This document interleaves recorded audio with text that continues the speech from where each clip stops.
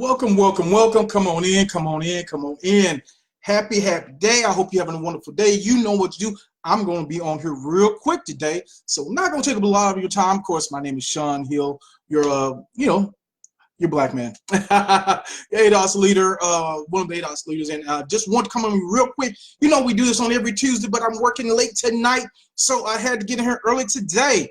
All right, so this is the CBC Congressional Black Caucus report. As you come on, you know what to do. Those hearts, those thumbs ups, those likes. If you're watching on Facebook, all that good energy is appreciated. Jump down in the comment section. Let me know where you are checking in from. What city are you in? I want to know where. That. Also, if you're watching this on YouTube family, you know what to do as well. Give me that thumbs up, all that good stuff. Hit that subscribe button, hit the bell. All that good stuff. Get into the comments because I want to know where you're at as well. All right, let's jump right into this. This is a CBC Congressional Black Caucus report, 08 through 04, 08 through 011. You know what we do. We go to their Twitter timelines and we see what they're tweeting about, because obviously these are the ones that have not signed on to HR 40. So obviously they must be very, very busy doing tremendous work for the black community. So let's jump right into it. Let's see what they got going. All right, Emmanuel Cleaver, serving since 2005 out of Missouri, 26 tweets, 0 ADOS tweets. And of course, just to recap, you know what an ADOS tweet is. It's about reparations, ending mass incarceration, or closing the racial wealth gap. Mark Vesey, 9-0. Stephen Horsford, 33-0. Colin Allred, 14-0. Antonio Delgado, 25-0. Lauren Underwood, 10-0. And Lucy McBath, 8-0. So we don't even have to add these up. It was really no point in even putting grades up here today. You know, zeros, Fs, you get the grade. So it's another despicable week, another just a week of just taking the black vote for granted. But guess what? They did get some reward for their black vote. Put a pin in this, as my girl Yvette Cornell says. Put a pin in this, because we're going to come back to this.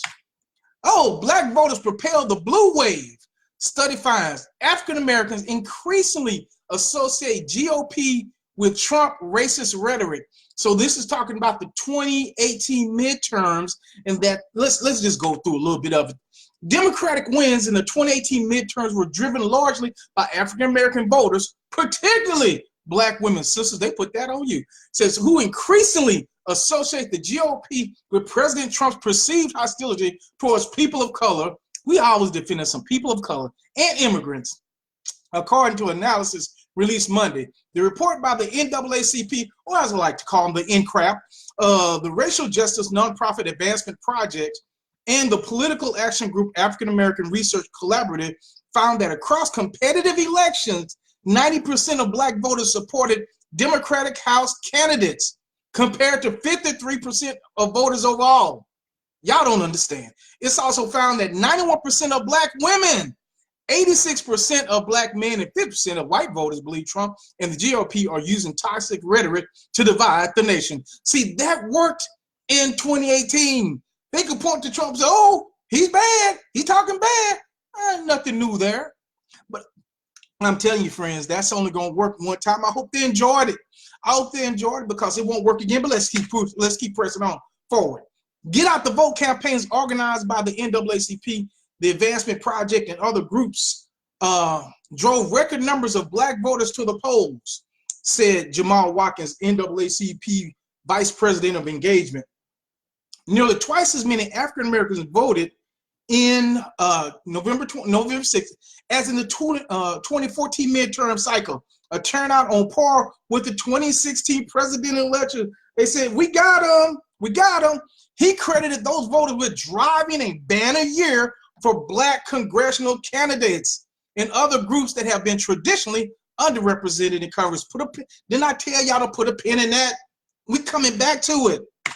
Okay, those gains will allow the Congressional Black Caucus, Congressional Black Cowards, to add 9 members to its rolls, potentially becoming one of the most powerful factions in the House. Meanwhile, the Congressional Hispanic and Asian and Pacific American caucuses will have record levels of membership. Women broke the symbolic barrier of more than 100 members in the House. Lawmakers from those groups are in line to chair powerful committees and subcommittees with jurisdiction over issues including 2020 census, immigration, healthcare, criminal justice reform.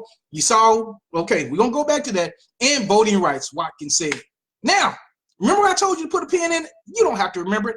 I got it right here for you. So, for our 90% vote, what was our return on investment? Let's look at that last five.